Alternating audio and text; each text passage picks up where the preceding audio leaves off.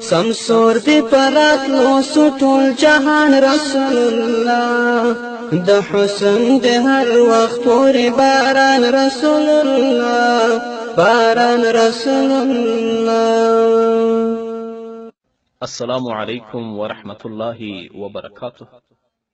جاوید خان سلامونه را لیږلي او د سلام نه وروسته لیکلي چې زه یوه پوښتنه لرم. پوښتنه مې دا ده که چیرې له یو مجرد کس څخه الله دې مسلمانان ترې وساتي زنا وشي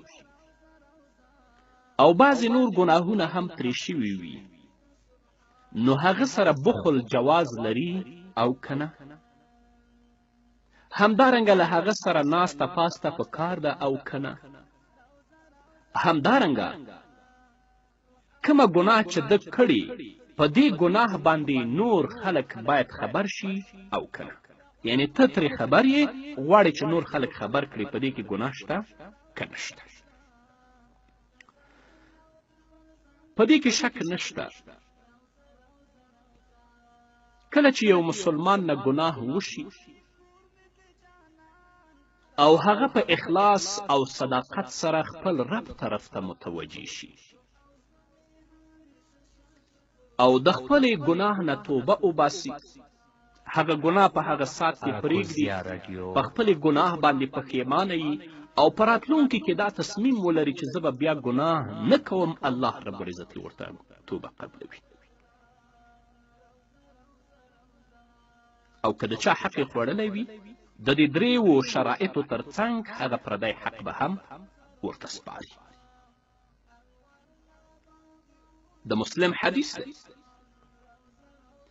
راوی د حدیث حضرت ابی موسی اشعری رضی الله تعالی عنه دی. هغه فرمایي عن النبي صلی الله علیه وسلم قال ان الله تعالی يبسط يده بالليل ليتوب مسيء النهار ويبسط يده بالنهار ليتوب مسيء الليل حتى تطلع الشمس من مغربها. ابي موسی اشعری فرمای چې نبی کریم صلی الله علیه وسلم وفرمایل یقینا الله تعالی د خپل قدرت او برکت لاس بلا کیف د شپې له طرفه اوږدوي د دې دپاره چې د ورځې د ګنهګار توبه قبوله کړي. یعنې که چا د ورځې ګناه کړي وي او شپې کې خپل رب طرف ته متوجه شي، د خپلو ګناهونو بخښنه د الله نه وغواړي، الله یې توبه ورته قبلوي، الله یې ګناه ورته معاف کوي. همدارنګه د ورځې د خپل د قدرت او د برکت لاس بلا کیف راوږد کړي چې د شپې د ګنهګار توبه قبوله کړي تر دې چې لمر د مغرب نه راوخیږي چې بیا د توبې دروازې بندېږي. که چا د شپې ګناه کړی وي او د ورځې الله ته د تضرع او د عاجزي لاسونه پورته کړي، خپل رب نه د خپل ګناهونو بخښنه وغواړي، په خپلې ګناه باندې پښیمانه شي، هغه ګناه پرېږدي او په راتلونکي کې پوخ عزم او تصمیم ولري چې زه به بیا دا ګناه نه کوم، الله رب العزت یې توبه قبلوي او ګناه یې ورته معاف کوي.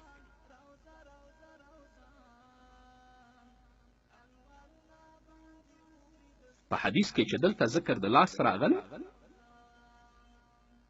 مراد د لاس نه داسې نه دی لکه چې د مخلوق لاس وي، ځکه چې الله تعالی لپاره جسم نشته، ځکه چې هر جسم او اندامونه د خپلو جزونو نه مرکب وي او هر مرکب خپلو اجزاو ته په خپل ترکیب او وجود کې محتاج وي او الله رب العزت خو محتاج نشي کیدی. نو مراد دلته د لاس نه د الله رب العزت د رحمت څادر خورول دي بلا کیف. همدارنګه د مسلم بل حدیث دی، راوی د حدیث ابي هريره رضی الله تعالی عنه دی. هغه فرمایي قال رسول الله صلی الله علیه وسلم من طاب قبل ان تطلع الشمس من مغربها طاب الله علیه. ابو هريره رضی الله تعالی عنه فرمایي چې نبی کریم صلی الله علیه وسلم فرمایلی چا چې د قبلې د طرفه د لمر د راختو نه مخکې توبه وکړه نو الله رب العزت به د توبه قبوله کړي.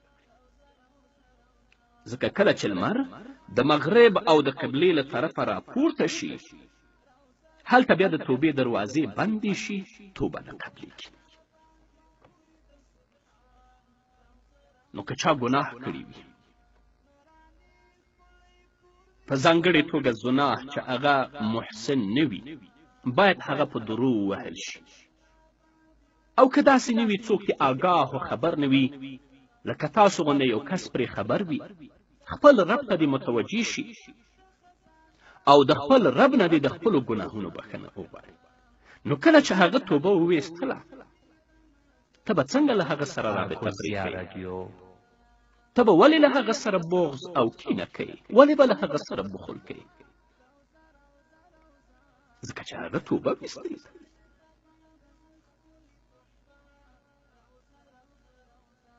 د مسلم حدیث دی. راوی د حدیث حضرت ابي هريره رضی الله تعالی عنه دی. هغه فرمایي عن النبي صلى الله عليه وسلم قال لا يستر عبدا في الدنيا إلا ستره الله يوم القيامة. ابو هريره رضی الله تعالی عنه فرمایي چې نبی کریم صلی الله علیه وسلم فرمایي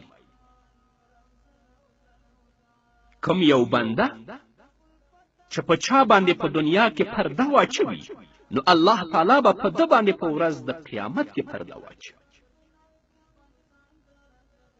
یو مسلمان نه یوه ګناه شوې هغه توبه کړې ده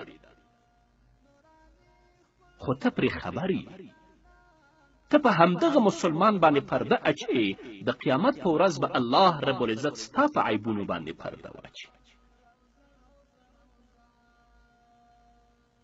د یو مسلمان بې عزته کول، د یو مسلمان شرمول او د یو مسلمان په بې عزتي باندې خلک خبرول دا د مسلمان صفت نه دی.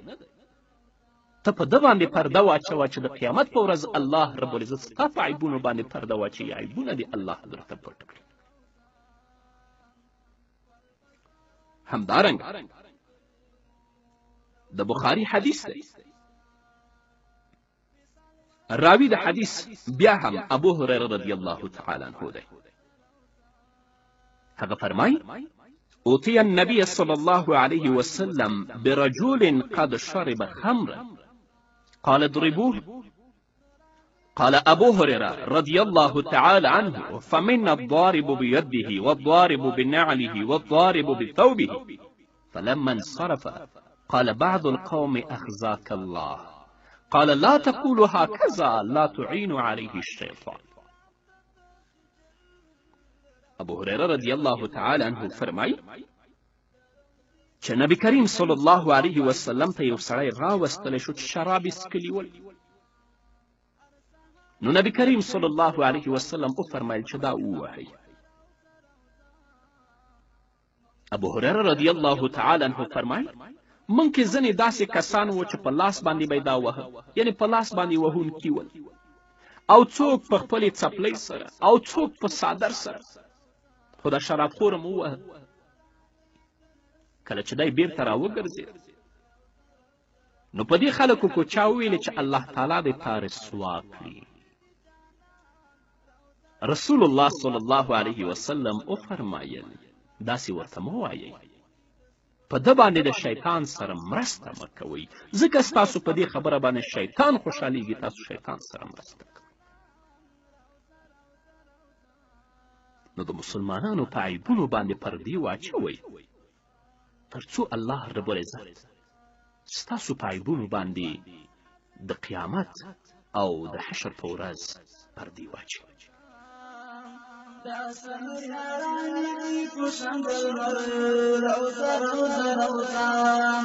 هر یو یاري غټول د پسرلی روزه روزه روزه بر عثمان حضرت علي حیدر روزه روزه روزه